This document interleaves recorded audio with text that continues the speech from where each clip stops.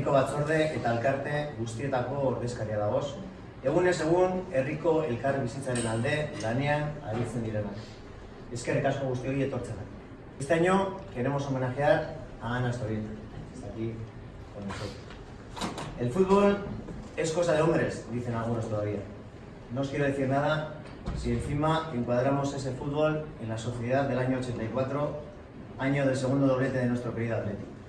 Todos mirábamos con orgullo a nuestros representantes del fútbol.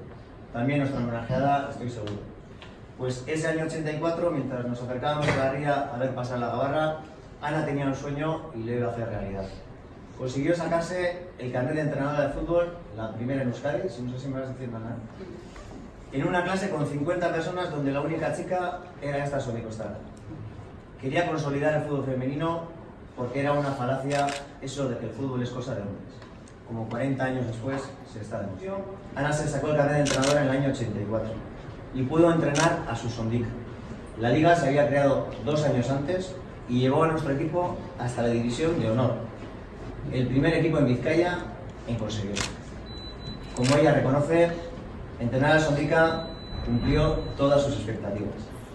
Ana, en una entrevista decías: he tenido posibilidades de entrenar a otros equipos, pero la verdad es que entrené a Sondica y me quedé tan a gusto que no he necesitado más.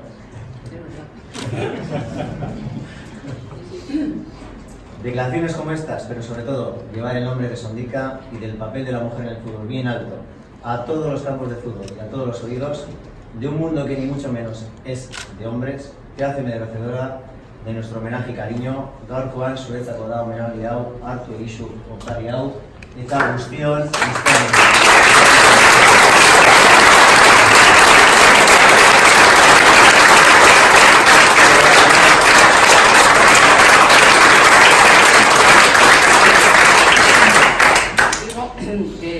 desconocía absolutamente este reconocimiento, o sea, a mí me habían dicho que viniera el día hoy, a las 12, no tenía ni idea para qué.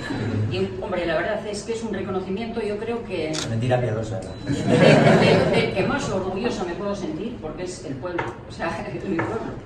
Y como personas que no han tenido vinculación hasta ahora con el fútbol femenino y están trabajando dentro de ese aspecto, que ya es hora de que haya gente que está preparada y haya llegado a reconocer esta situación.